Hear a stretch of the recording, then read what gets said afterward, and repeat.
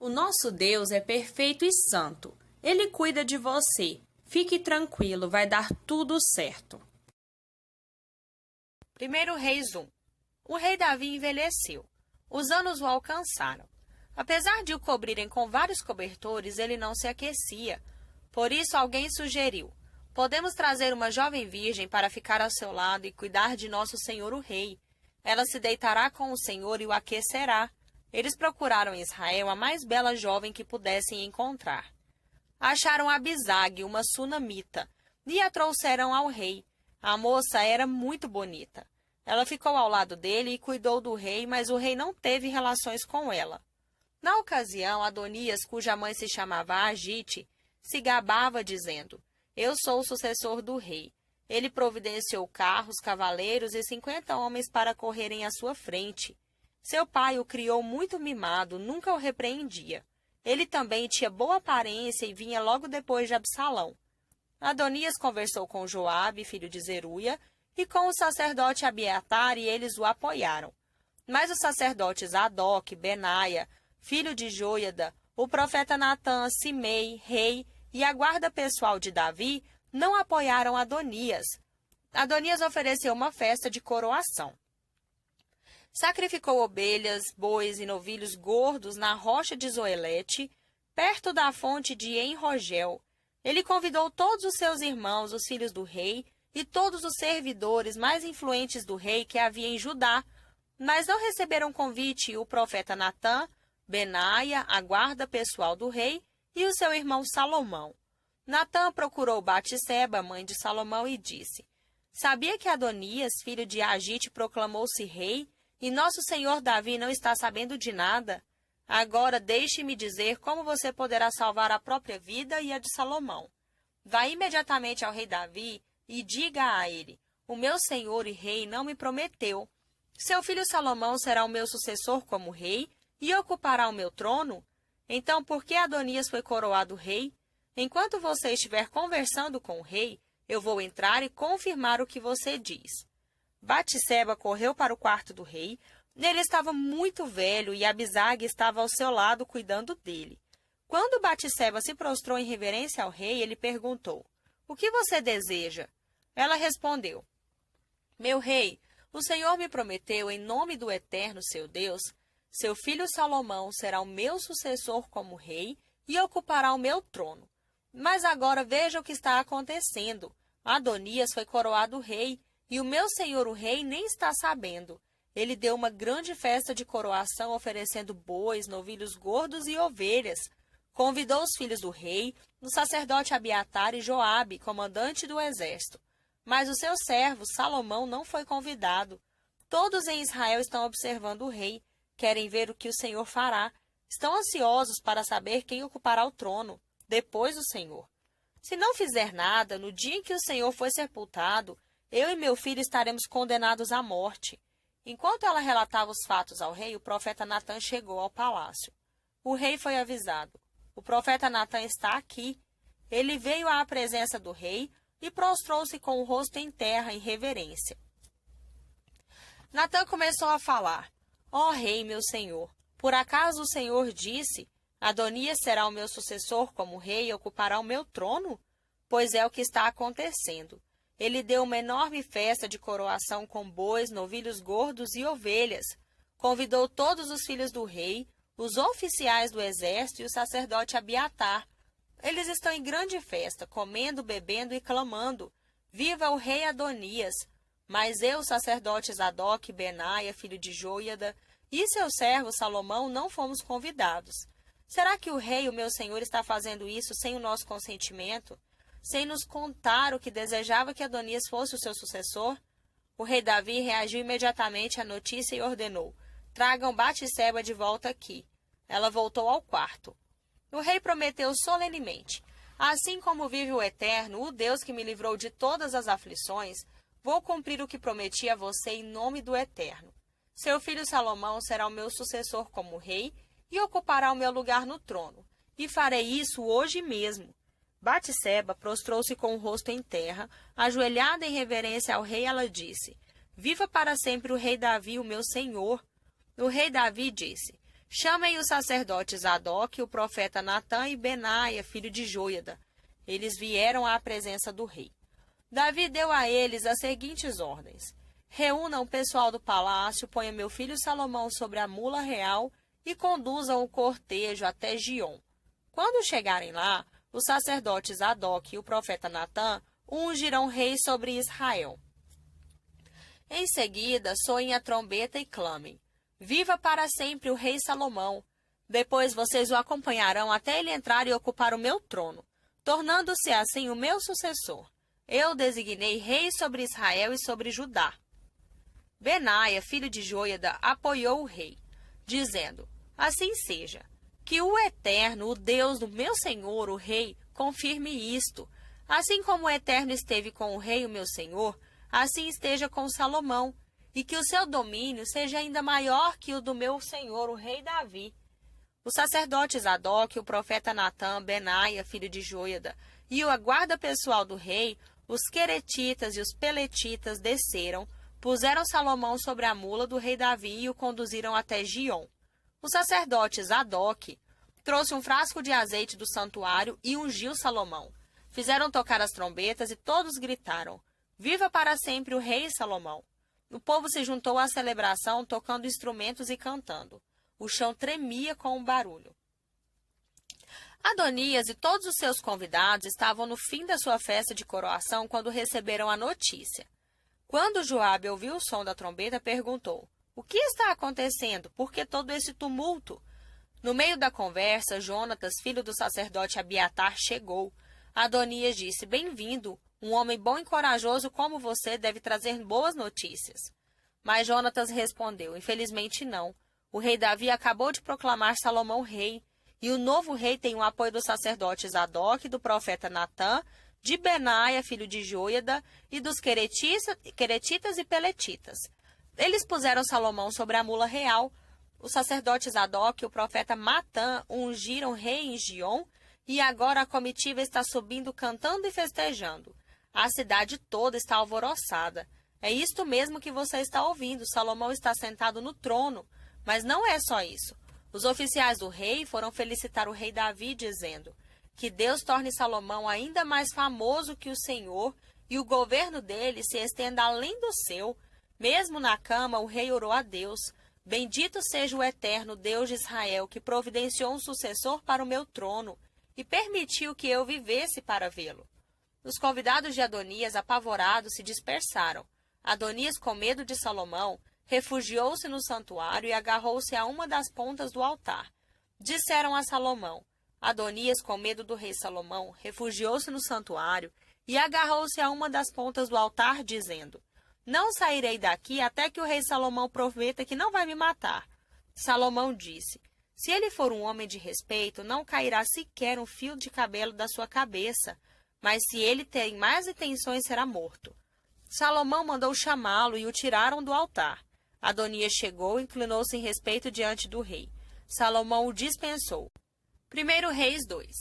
Perto da sua morte, Davi deu as seguintes instruções a Salomão: estou prestes a seguir o caminho de toda a terra, mas você seja forte e haja como homem. Faça o que o Eterno disser. Ande no caminho que ele mostrar. Siga à risca as suas instruções. Leve a sério seus ensinamentos e ordenanças, suas instruções de vida, conforme revelou a Moisés. E você será bem-sucedido em tudo o que fizer e aonde quer que você for. O Eterno confirmará o que me prometeu, dizendo: se seus descendentes forem sensatos e absolutamente leais a mim, sempre haverá um sucessor para você sobre o trono de Israel.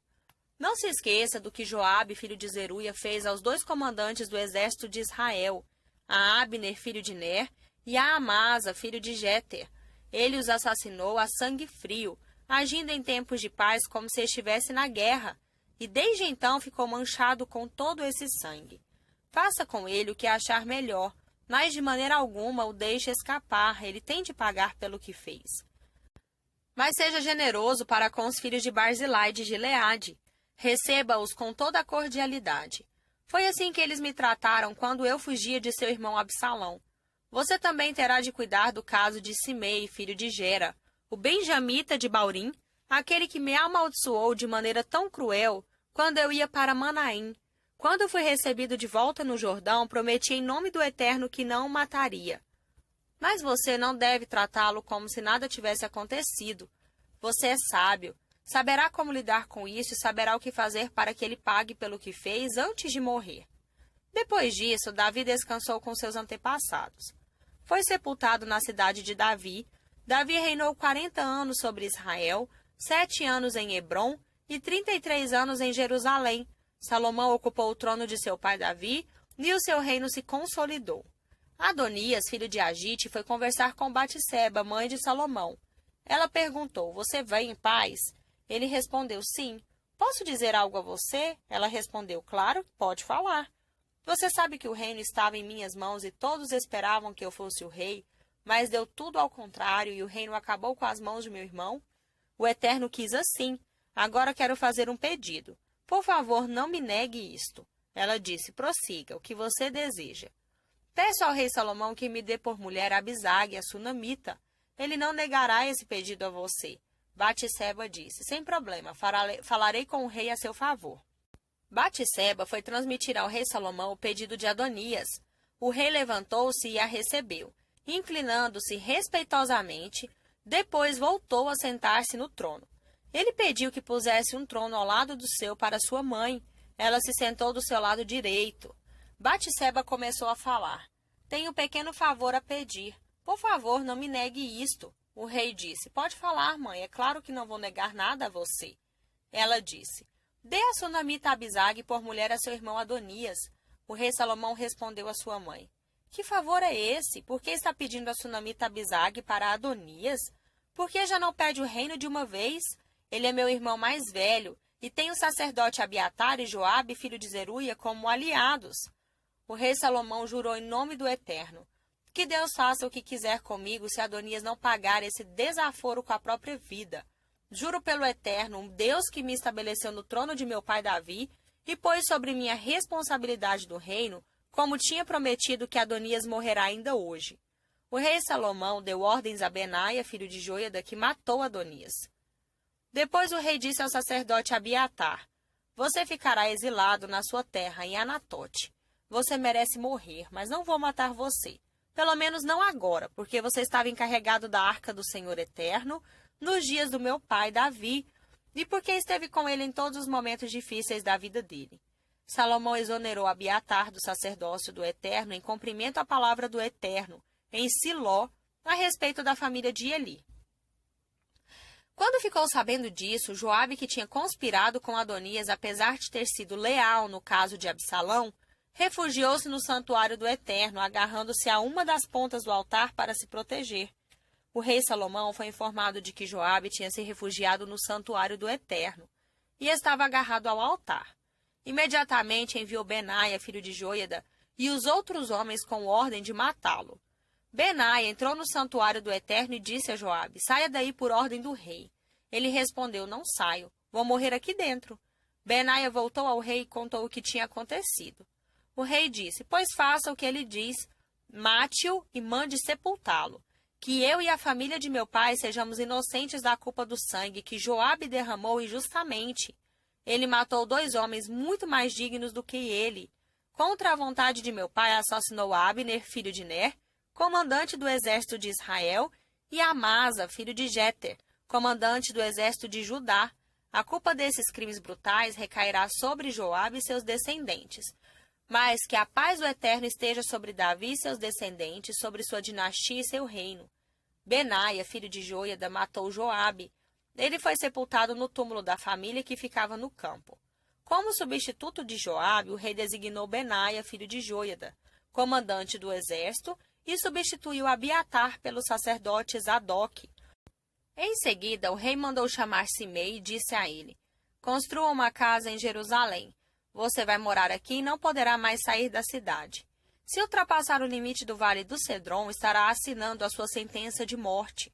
Simei respondeu ao rei, está bem, seu servo fará exatamente o que o meu senhor o rei ordenou. Simei veio morar em Jerusalém. Mas, passados 3 anos, 2 escravos de Simei fugiram para a casa de Aques, filho de Maaca, rei de Gate. E alguém disse a Simei, seus escravos estão em Gate. Simei imediatamente selou seu jumento e foi para Gate à procura dos seus escravos. Depois de encontrá-los, trouxe-os de volta. Salomão foi informado disto. Simei saiu de Jerusalém, foi até Gate e está de volta. O rei mandou chamar Simei e perguntou: Não fiz você prometer em nome do Eterno e não deixei bem avisado que você não saísse de Jerusalém? Eu não disse que se deixasse a cidade estaria assinando a sua sentença de morte? Você não concordou, dizendo: Está bem, farei exatamente o que o Senhor ordenou? Por que então você não cumpriu a promessa feita em nome do Eterno de obedecer à minha ordem? Então o rei disse a Simei: No fundo do seu coração você tem consciência do mal que causou ao meu pai Davi. Agora o Eterno fará recair sobre você o mal que você fez. Mas o rei Salomão será abençoado, e o reinado de Davi se consolidará sobre a proteção do Eterno. Dito isso, o rei ordenou que Benaia executasse a sentença, e ele matou Simei. O reino se consolidou sob o comando de Salomão. Novo Testamento. Lucas 19, do 28 ao 48. Depois de dizer essas coisas, Jesus retomou o caminho para Jerusalém. Quando se aproximou de Betfagé e de Betânia, no monte chamado das Oliveiras, enviou 2 dos seus discípulos com as seguintes instruções: Vão à aldeia que está adiante. Assim que entrarem, acharão um jumentinho amarrado, que ninguém cavalgou ainda. Desamarrem-no e tragam-no. Se alguém perguntar: O que vocês estão fazendo? Digam: O Senhor precisa dele. Os 2 foram e encontraram o animal, como Jesus havia dito. Enquanto o desamarravam, os donos perguntaram: Por que estão desamarrando o jumentinho? Eles disseram: O Senhor precisa dele. Eles trouxeram o jumentinho a Jesus, puseram seus mantos sobre o animal e ajudaram o Senhor a montar. O povo então começou a reverenciá-lo, lançando suas capas no caminho. Lá no alto do Monte das Oliveiras, onde começa a descida, a multidão dos discípulos irrompeu no louvor entusiasmado por causa de todas as obras poderosas que haviam testemunhado. Bendito é ele que vem, o Rei em nome de Deus. Paz no céu, glória nas alturas. Alguns fariseus que acompanhavam a multidão disseram: Mestre, controle seus discípulos. Mas Jesus reagiu: Se eles se calarem, as pedras vão falar por eles. Quando viu a cidade, ele chorou por causa dela e disse: Ah, se ao menos você tivesse reconhecido este dia e entendido quanto seria bom para você. Mas agora é tarde. O que vem por aí é a guerra. O cerco e a pressão virão por todos os lados. Você e seus filhos serão esmagados, nenhuma pedra ficará intacta. Tudo isso porque você não reconheceu Deus, nem o recebeu quando ele veio em pessoa. Quando chegou ao templo, ele começou a expulsar todos os que tinham pontos de venda ali, aonde se compravam qualquer coisa. Ele disse: Está nas Escrituras, minha casa foi designada casa de oração, mas vocês a transformaram em ponto de encontro de ladrões. Depois Jesus passou a ensinar diariamente no templo. Os principais sacerdotes, os líderes religiosos e os líderes do povo tentavam encontrar uma forma de se livrar dele, mas com o povo atento a cada palavra que ele dizia, nada conseguiram.